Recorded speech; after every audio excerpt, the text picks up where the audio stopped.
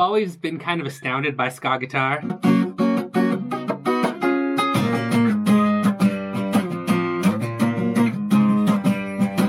Give me peace of mind that can't be beat. Jonas Kleiner joins me today, and my guest, the guitarist for BuckONine.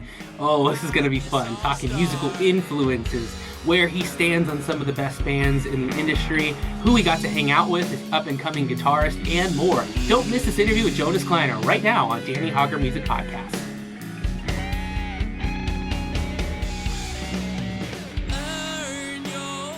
All right, welcome into Danny Hauger Podcasts. Man, it's been an amazing time to be here in the home studio over the last few weeks, and it's a weekend. So during the week, I'm writing songs and planning lessons and teaching students, but on the weekends, I'm seeking that creativity, that inspiration, and today, San Diego Ska star Jonas Kleiner, guitar propeller of BuckONine, one of my all-time favorite ska bands, is here with me, and what a stellar opportunity to talk to one of Third Wave Ska's best guitarists. Jonas, thanks for joining us, and how's life treating you? Thank you so much for that kind intro, and thank you for inviting me. Yeah, I mean, I think what we were talking about earlier, having time with family and time where you can be creative and write songs, play guitar, or whatever instrument you play, that's incredible. It's incredible to have that ability to do that. And as a musician who's played for pretty much my whole life, it's like I can't imagine not having some sort of outlet.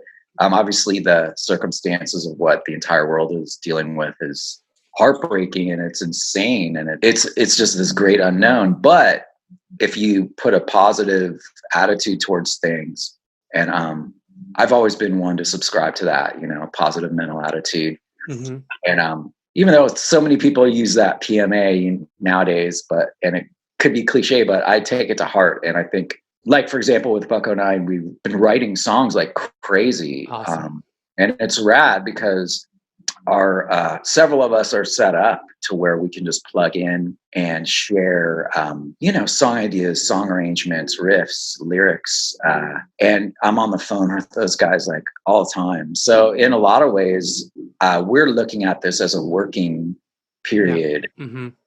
It's been great, man. It's been really productive from that perspective. Yeah. And so, sorry if I went down the rabbit hole too far. Oh, well, now that we're here, I mean, the other thing that's cool is to watch others doing the same. I mean, Glenn Phillips from Toad the Wet Sprocket's doing like daily concerts. I've seen Goldfinger posting videos. I'm watching Matthew Cause from Not a Surf do the same. And he's taken the time to write me some feedback on some of my songs. And I'm like, this would never have been, he was in Europe on tour. This would not have happened. So while there's certainly plenty of people who aren't in the mind frame and who will acknowledge are not ready to do things like that, while we can, making the best of these opportunities is a tremendous thing, I think. And I'm so grateful to see the people I look up to and admire share their talents and abilities over the internet and are raising money for all kinds of cool charities at the same time too, to help people. And I love to see that. It makes me double down on those relationships.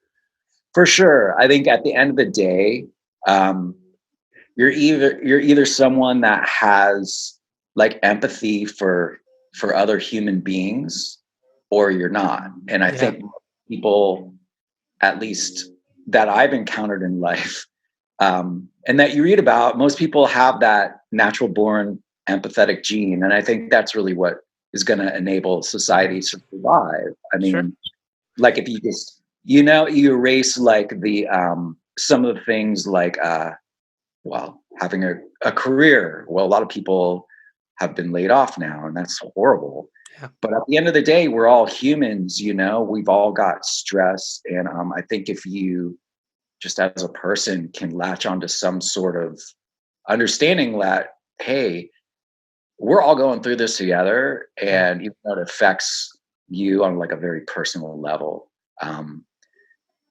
you're not, I'm not the only one that wakes up in the mornings just says, what the fuck? Yeah, what's going on? Right, totally. It is another part of that being amazing is that it is unifying, that we are all experiencing this, and we don't all often share the same conversations very often. So that's really cool. And that's a really cool sentiment to remember and to think about. When I think about unifying, music is the first thing I usually think of, that people can jump onto and latch onto. And for me, your music has been like that growing up. just the sounds. I've always likened your guitar tone to like ice cubes on a refreshing drink. Like it slices through, it's clean, it's enjoyable, it makes you feel good.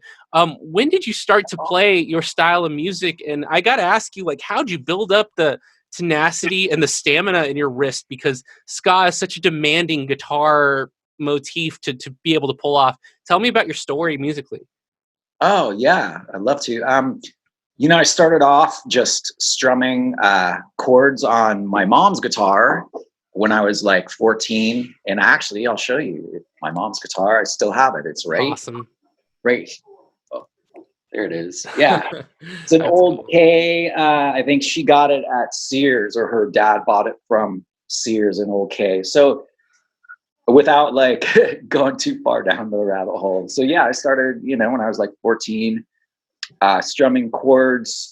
The first guitar player that ever really captured my imagination was, of all people, Mike Palm from Agent Orange. So like I got into Agent Orange when I was around that time. I was listening to punk rock and, and ska and bands like, we'd be skateboarding, and bands like Fishbone and Madness and the Specials would be on the sound system, along with like, Agent Orange and the Descendants and the Vandals and Shattered Faith and all these Southern California punk bands, Social B.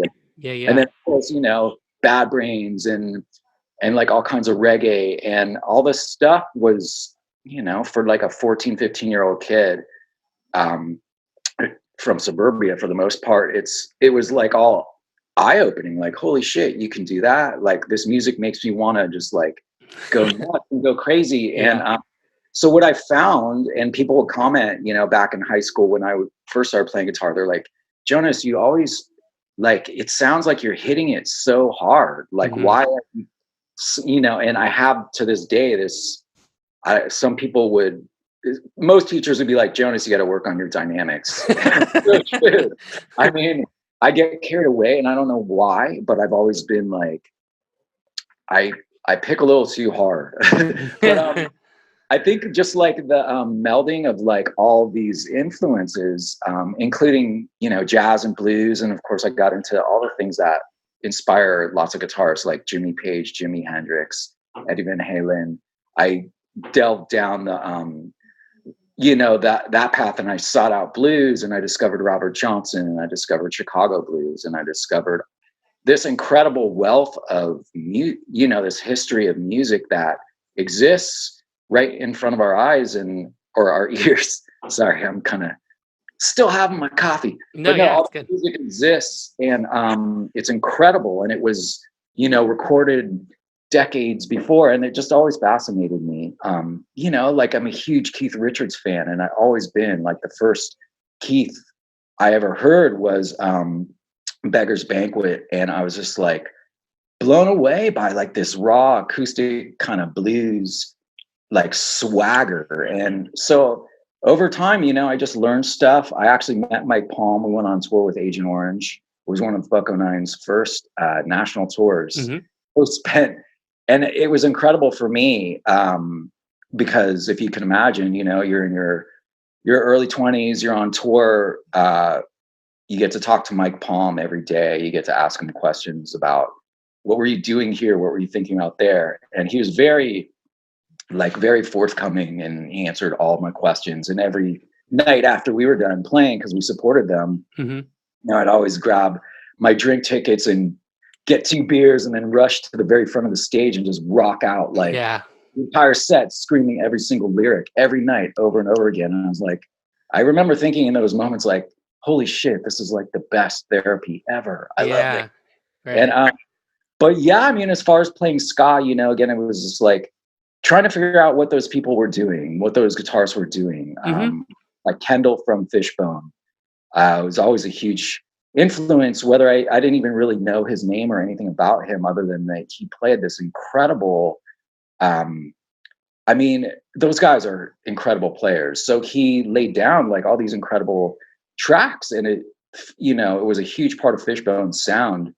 And once I figured out, how to do the ska offbeat, then it was kind of all from there. And some of the first ska song I ever figured out, as this is not even by a ska band, it was by the Police, Canary in a Coal Mine. And I was like, wait a minute, I can play that shit.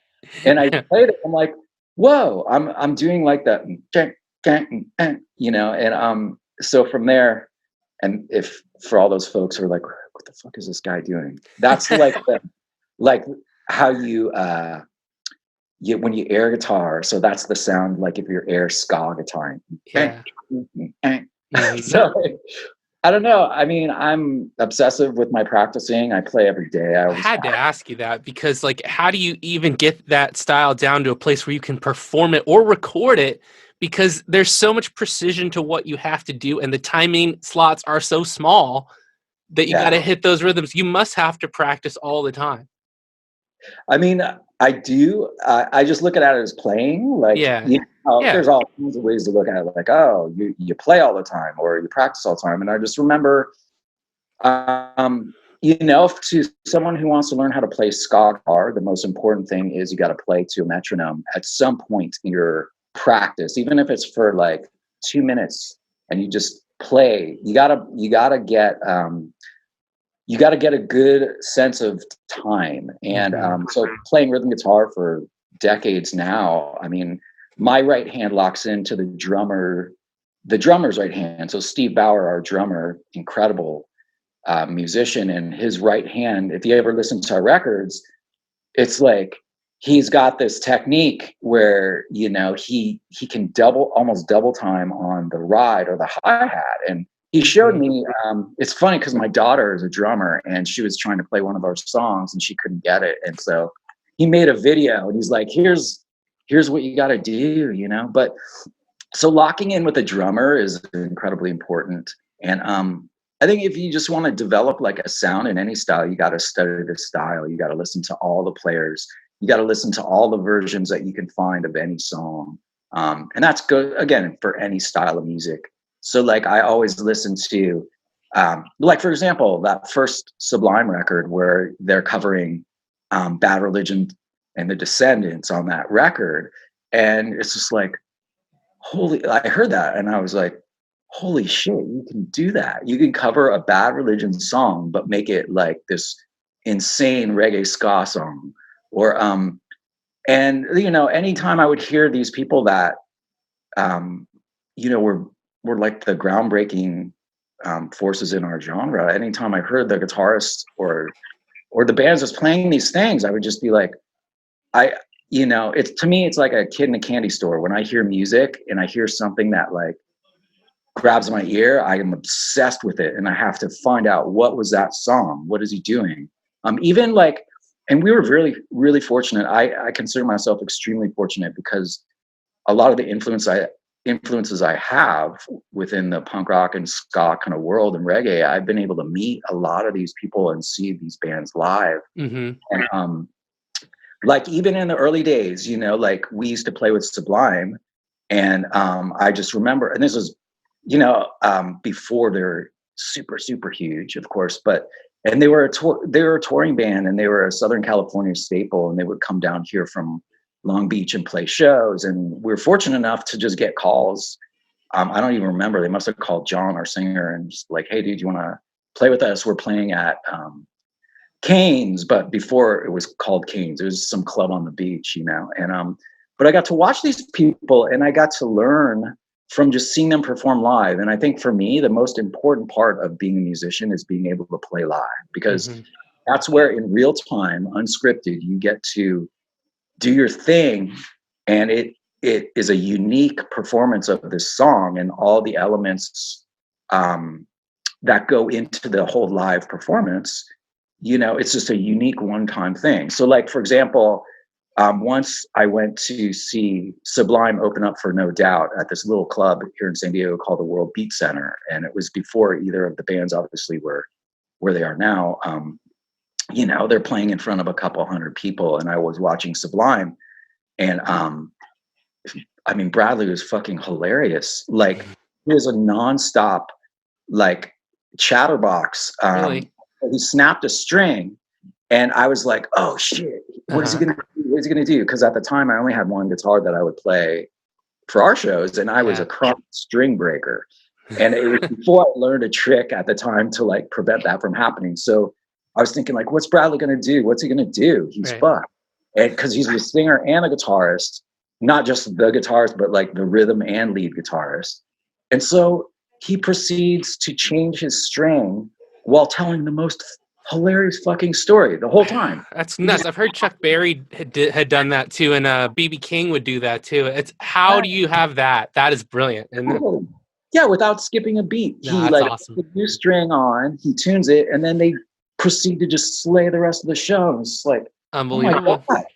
And I just feel like I was lucky enough to absorb some of this stuff. So I got to meet so many people and ask them questions, you know, like, I mean, Tom DeLonge, like we used to play shows with Blink all the time. And I remember we were playing with them up in Petaluma. And this was right when Damn It was like starting to get traction. And it was like Blink and Less Than Jake and BuckONine. And so we're playing, and I remember during our sound check, like Tom was hanging out, and I was just like, dude, how do you play that fucking Eminem song? You know, that because he's Tom, really good guitarist. So, I mean, people can talk shit about him. No, I don't. I mean, he's left a legacy and a mark that when you look back at it now, you're like, oh wow, like the guy is like defining, you know, in a lot of ways. Yeah, and he's got great. At least when I knew him, you know, he's a regular acquaintance of mine. I watch him play, and he has like a big hand, and he can play. He can cross. Yeah, he can go all over. So he's just like, oh, M&M's. I just ripped that off from Thunderstruck, that song, and I'm like, what? And he grabs my guitar and he plays it for me, or he reached around me like he almost like he was giving me a hug from behind, but he played it on my guitar while I was watching it, and I'm like, whoa, really? Holy shit. Cool. That's awesome, you know? Yeah.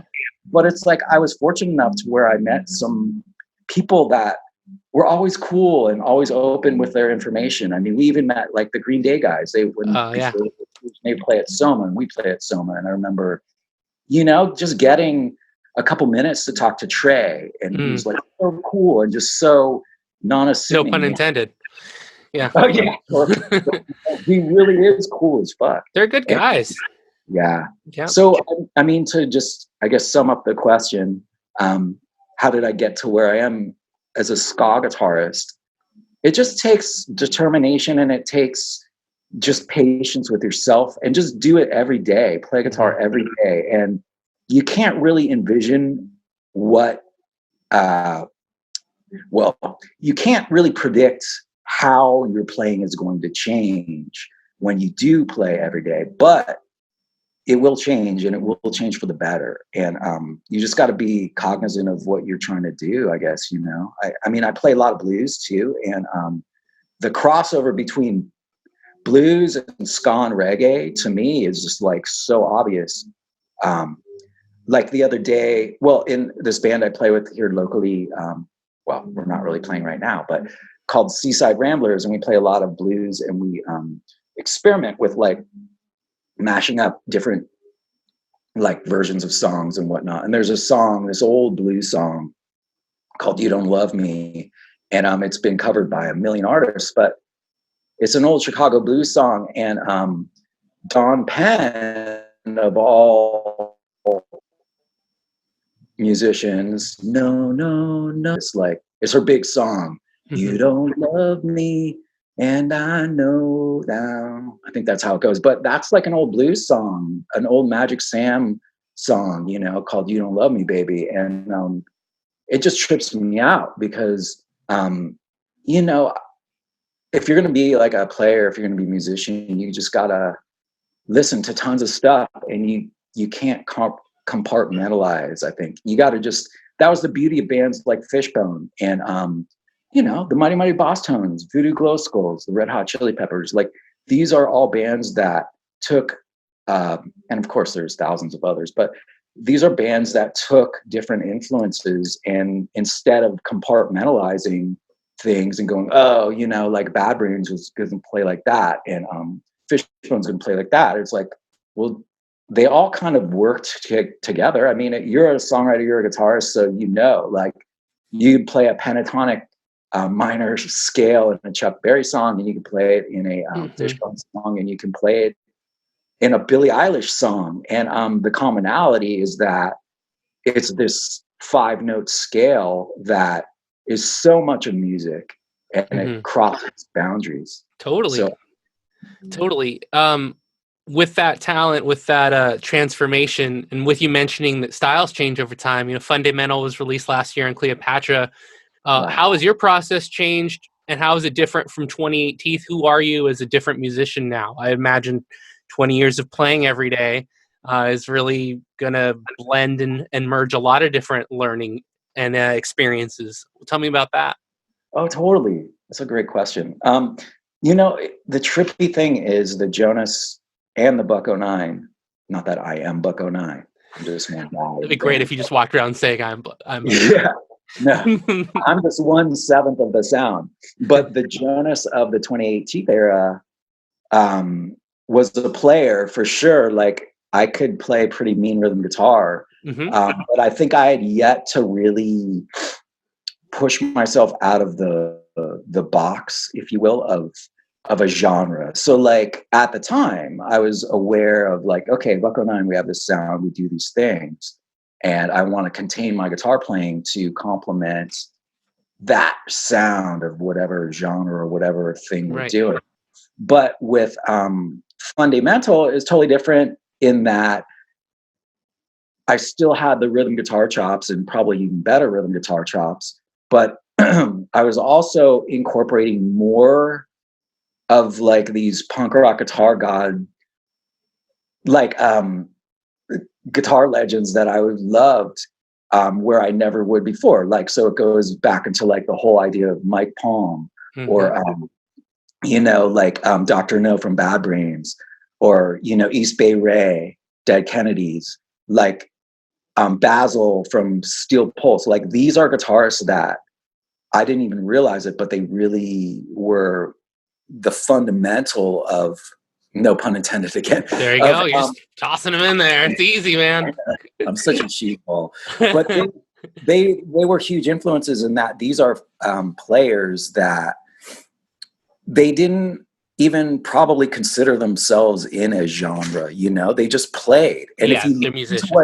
Like East Bay Ray, for example, on all those Dead Kennedys records, and you're just like, holy shit, this guy is incredible. And what is he playing? Right. And what is he doing? Yeah.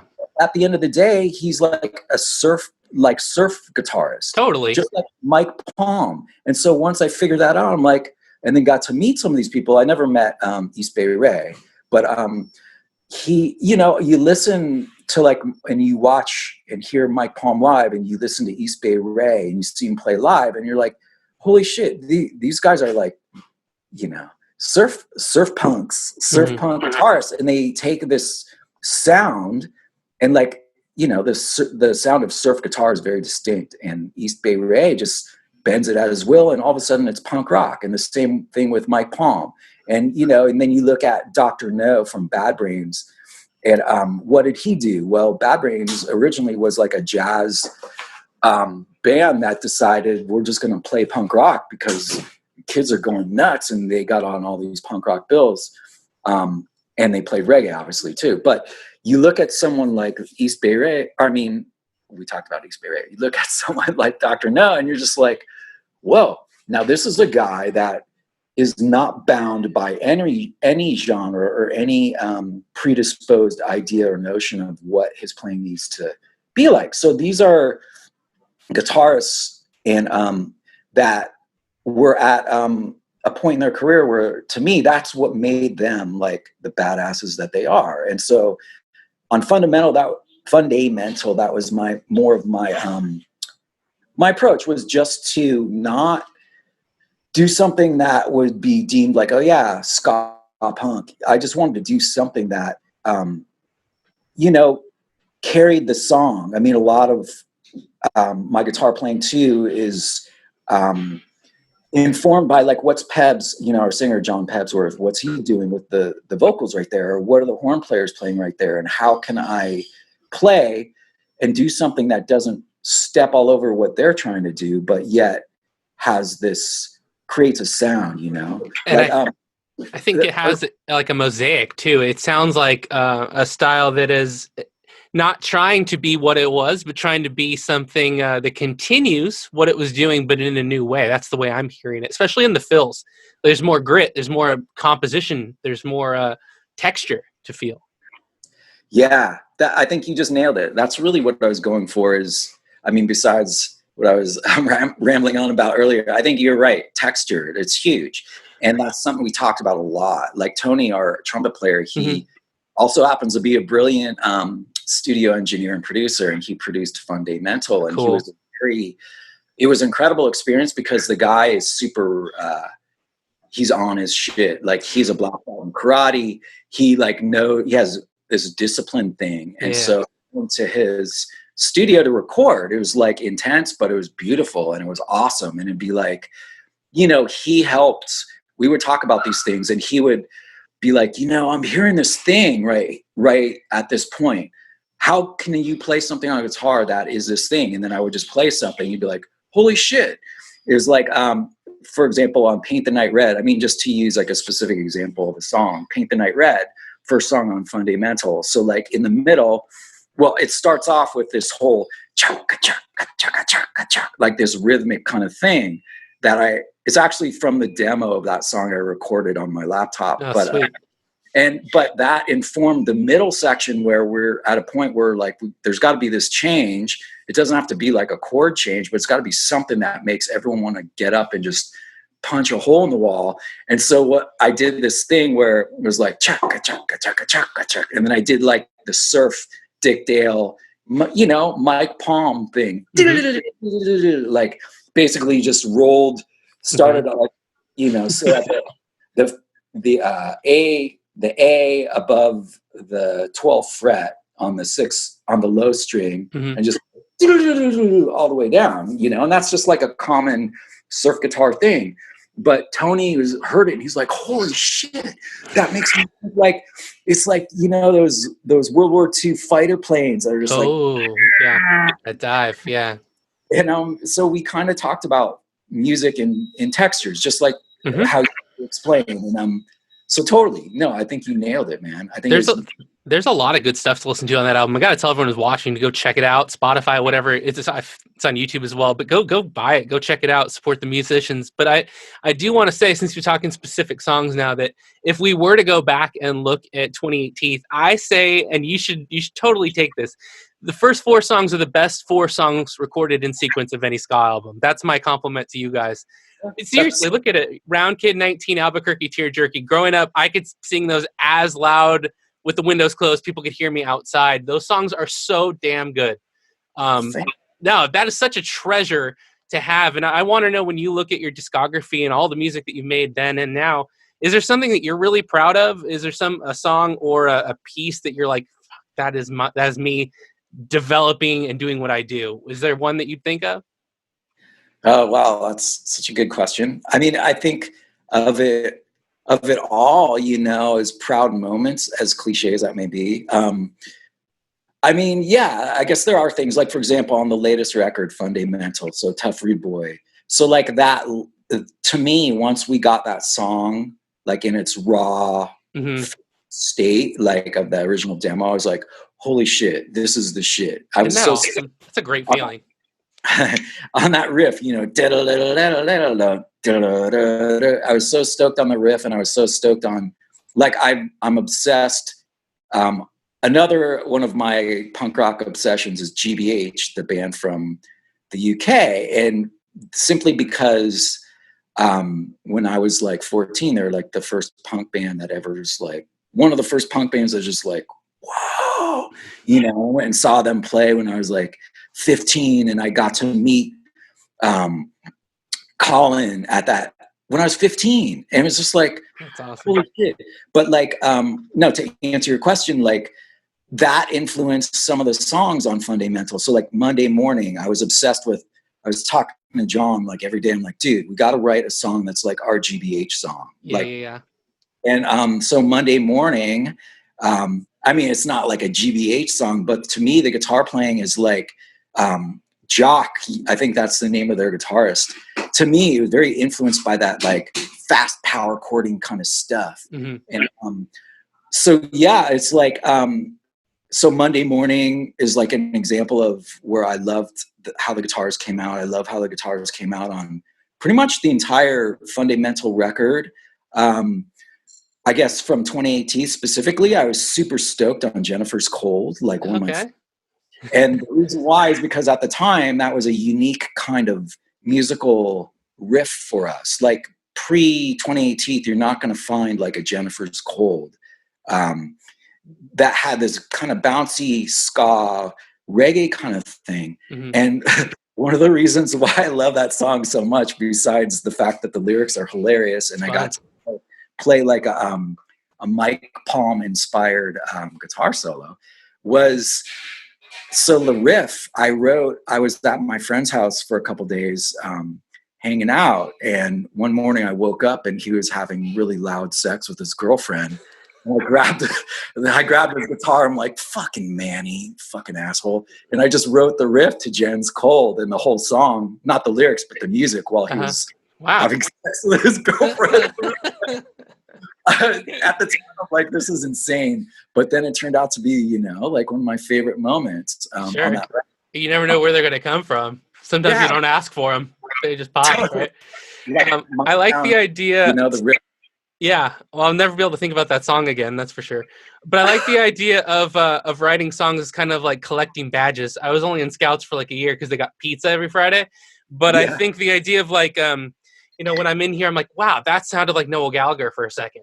That was my Oasis song. Oh, so cool. And I wasn't trying. I didn't sit down trying to do my Green Day song, but this is it. I finally got a Green Day song. I've never had a horn section, so I don't have my ska song yet. But damn it, I've come up with some pretty good bass lines for him, though. I want to close out. You've been more than generous with your time, Jonas. I want to try this idea that you're going to be the first musician to play what every musician after who joins you on this podcast will play. So we're going to do a little buy and sell. All right, I'm going to give you a series of statements. If you want to elaborate, you can, but you can play it kind of like a lightning round. If you want to just go to the next question, you don't have to say anything else, but buy or sell, whether you like it or don't. All right? Okay, so I think because you actually had 7 other questions, you answered them all in all of your previous. So you're good. You knew where I was going. We have that vibe already. So here's the first one, all right? Here's the lightning round. Buy or sell. The world is a better place for Coldplay music existing. Well, what era of Coldplay? Because I like the record, but I'm going to pass. I knew. This is the danger of this round, man. This is the danger of this round. They're not all so edgy. I've learned to get over the hate of them. I've learned that embrace the songs I like and that they add something. You know, they do. Dude, like the first Coldplay record it's actually so good. It's blew my so mind. Good. And because the guitar playing and the singing, I'm just like... The guitar playing on Kingdom Come, too, that reverse, like, it's almost like a piano riff on guitar. Yeah. No, I've learned to respect it. I'm also going to respect the lightning round. I'm going to try to hold myself to comments here. Marvel movies are worth the hype and the ticket price. No. Well, yeah. Yes, they are. They absolutely are. They're tough to answer, but they're tough to ask, too. I haven't been to movie theater in so long. It's ridiculous. And I rarely watch. The only thing I watch these days is Breaking Bad. Okay. Or not Breaking Bad, but Better Call Saul. Sorry. Okay, gotcha. I haven't gotten into that one yet, but I'll get there. Oasis should be in the Rock and Roll Hall of Fame. Oh, hell yeah. Because those brothers are such shit talkers. Like, and they push my buttons when I think it was Noel was like, someone asked me, he's like, who are you, the Beatles? Are you more like the Beatles or the Stones? And he was just like, well, fucking both the Beatles and the Stones. And I was like, when I first heard that, I'm like, fuck you. You can't say that. And then I was like, actually, that is kind of cool because it just triggered me. Yeah. Oh, it's so polarizing. That's the game, and they're winners at it. All right. Green Day is the best touring band going today. I would say true. Nice. I love that. Video games are awesome. They are, for sure. All right. Pineapple on pizza, buy or sell? Well, I mean, here's it's hard for me to answer that because if you've listened to 2018, our last song on that story or song on the record, Little Pain Inside, there's a quote where I go, I'm a lactogenarian. I don't like cheese on my burrito. So I don't eat pizza because cheese fucks up my stomach. Yeah. Yeah, my So wife would agree. I guess if it was like vegan pizza, then yeah, pineapple's rap. All I right. used to love Hawaiian, like what was it, like bacon and pineapple on a pizza. So, Yeah. Okay. I'll take it. Driverless cars, buy or sell? sell. Mm. Oh no driverless car. Charlie Brown and Peanuts is the best comic strip of all time. Sure. Yeah, I can tell that was not as strong. Whatever. Yeah, sure. I was thinking when I first got into comics, I would obviously look at the Peanuts every day, Yeah. but the It's one a I little really kid staple. was Andy Capp, because that was the humor. I just was like, what the fuck? This guy's always like shitting on his wife, and I was like, 7 or 8, and I realized like that's not how my mom and dad interact. How about Seinfeld is the greatest sitcom? I would say, yeah, I would say for sure, because if you look at the offshoots of Seinfeld, I mean, there's so much talent. I mean, how can you pitch a show by saying, yeah, our show is basically about nothing? True. It's just about a bunch of dudes complaining about shit. It's great. It's great. It goes with ska, I think, somehow. It doesn't match the rhythm of the show, but the ideas behind it, questioning everything. What's the deal with all this and that? Greta Van Fleet is worth the hype. I know that there's certain radio DJs that will probably kill me, but no. I mean, they're good, but come on, Led Zeppelin, Robert Plant, like. Interesting. I like the cross section that we're at in this interview. This is good. How about lo-fi chill beats that everyone's studying and relaxing to? What do you think about that? I think without you going to specificity, I'll say as a whole, yeah. Because like when I do my professional work, which isn't musician work, I develop websites, and so I listen to some of that stuff. All right. Tony Hawk's Pro Skater soundtrack revived ska and punk. Buy or sell? Ooh, that's a good one. I wouldn't say it revived it, because when Tony Hawk Pro Skater first came out, and like Suicide Machines were on it, and Goldfinger, and Billy Collin. So many good bands. But they were already Pennywise. That was the peak. Yeah, it wasn't a revival. It was the peak. Yeah. So I got to sell on that technicality. Jonas, you survived and thrived. First person through the lightning round, and you rolled like a round kid, counting 28 teeth in my town from Stockton to Albuquerque to San Diego. Thanks for joining us, man. This was a lot of fun. Really do appreciate it. Thank you so much for having me and thinking of the band. And oh man, yeah, I'd love to collaborate with you during this time. If you want to send some tracks back and forth, that'd be fun. For sure, man. Where can people find your music, and where can people find you? So people can find BuckONine by just going to Spotify or any of your digital music outlets, and just searching for BuckONine or My Town BuckONine, Irish Drinking Song, et cetera, and how they can find me personally on Instagram, Jonas Kleiner, and I'm not the biggest social media guy, but as part of my practice routine, I like to force myself to just record myself as much as possible. And I figured, so I share some clips of me playing guitar on there. Fantastic. And if you want to hear stuff that is just my music, you can always go to jonasmusic.com. And I've released some solo stuff, not under Jonas Kleiner, but under the band. I called it D-Strung, D-E-S-T-R-U-N-G. And so there's actually, it's so funny because like one of the songs I recorded so long ago, all of a sudden in somewhere in Brazil, I noticed like I have the analytics for Spotify. Yeah, right. And there's someone in Brazil who's been listening the hell out of one of my records that really so long ago. It's just like, Dude, it's wild. Oh, I know. I'm like, I try so hard to create and not worry about an audience and hope that an audience will follow me eventually. But when I check on the geographic stats, I'm like, why am I so huge in the Philippines? Why can't I reach anybody in California? It's like 27,000 streams in India and Pakistan. I'm like, I think they're checking out my instrumentals. But it's kind of insightful, isn't it? And it's just great to know that it's happening. Totally. Yeah. And I guess, yeah, so BuckONine, I mean, I guess I'm totally flattered that people all love our band, and it blows my mind. And I appreciate it. So like for anyone listening that is into BuckONine, yeah, just search us on those outlets. And we're definitely going to be releasing more music in the future. We've been writing a lot of stuff. And yeah. Cool, I go down these rabbit holes. Sorry if you ask me questions. They're awesome, man. It's cool to hear about what influenced you because you're influencing others, and we really appreciate it. And until next time, everybody, on Danny Hauger Music Podcast, don't forget to check out the new album All at Once. It's in coaster form. Come on, who's got coasters? It's a great thing to have while you're stuck at home. Anyway, we'll see you on the next edition. Like, share, subscribe. Check out BuckONine and Jonas Kleiner. And we'll see you later.